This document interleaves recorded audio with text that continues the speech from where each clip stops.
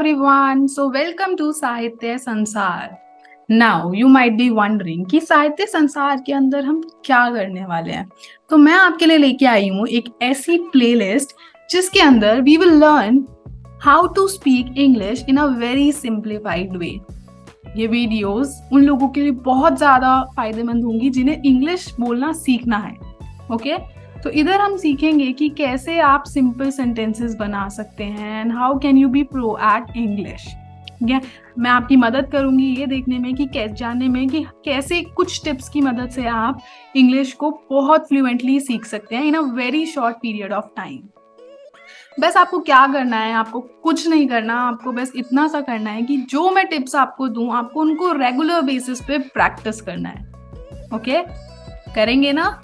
Very good. क्योंकि जब आप उसको प्रैक्टिस करेंगे, देखो इंग्लिश एक ऐसी लैंग्वेज है जो एक दिन में तो आपको नहीं आने वाली.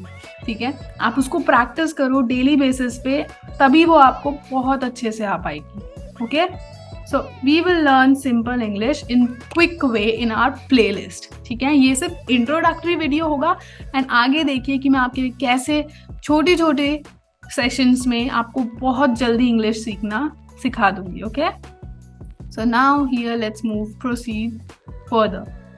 देखो इफेक्टिव कम्युनिकेशन के लिए इंग्लिश बहुत ज़रूरी है आज के वर्ल्ड में. तो वेलकम टू इंग्लिश सिंप्लीफाइड. सो अगर आपको एक बॉस की तरह इंग्लिश बोलना सीखना है तो प्लीज़ इस प्रेजेंटेशन को अच्छे से देखिए एंड एंड तक देखिए. We will learn how to sound confident and professional in our speech.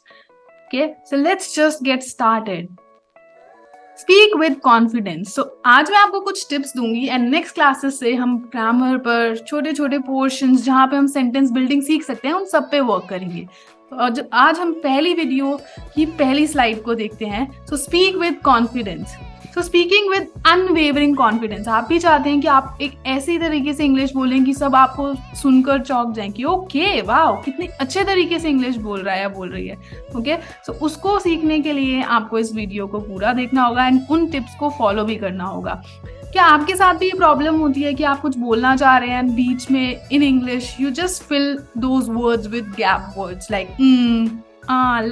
Like and.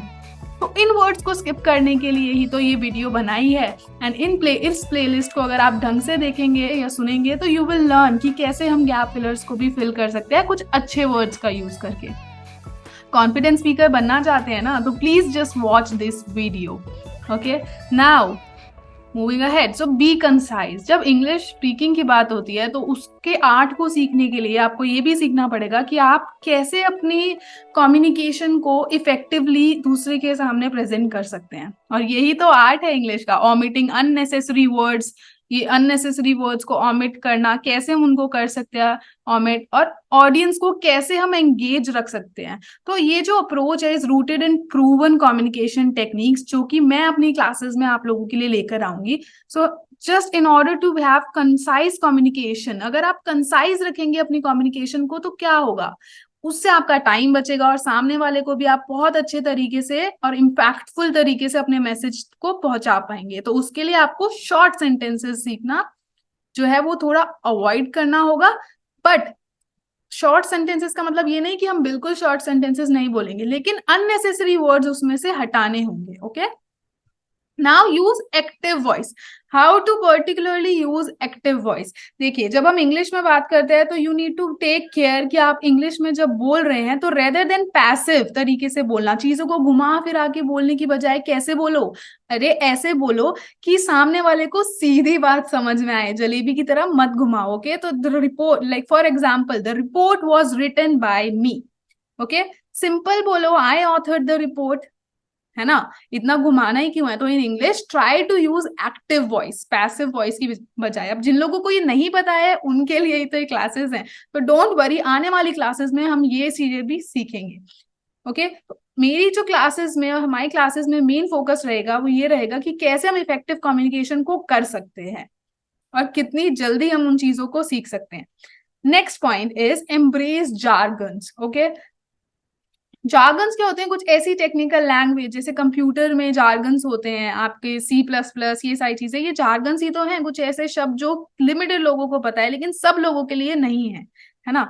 तो उन जार्गन्स को आपको क्या करना है, एक स्पेसिफिक इंडस्ट्री में यूज होते हैं, तो आप उनको भी सीखेंगे कि इंग्लिश में कौन से जार्गन्स आप यूज कर सकते हैं, कौन से कॉमन लैंग्वेज जार्गन्स हैं जिनका आप यूज करके इंग्लिश को बहुत अच्छे तरीके से प्रेजेंट कर सकते हैं। और आपको सब आपकी कंपनी में या फिर जहां भी आप इंग्लिश बोलेंगे, आपको बोलेंगे कि वाह, कितने अच्छे तरीके से ये पर्सन इंग्लिश बोल रहा है, isn't it? Okay, so this was it about our introductory slide for our playlist. So congratulations, आपने इतना तो देखा। And now अगर आप सच में सीखना चाहते हैं तो don't worry, ये playlist सिर्फ आपके लिए ही होगी। So here you will get to know कि how to communicate like a true leader. Remember, speaking with confidence, active voice, yes, concise and utilizing jargons appropriately will set you apart। और यही से आपकी journey जो है growth की चालू होगी। तो ट्रस्ट आवर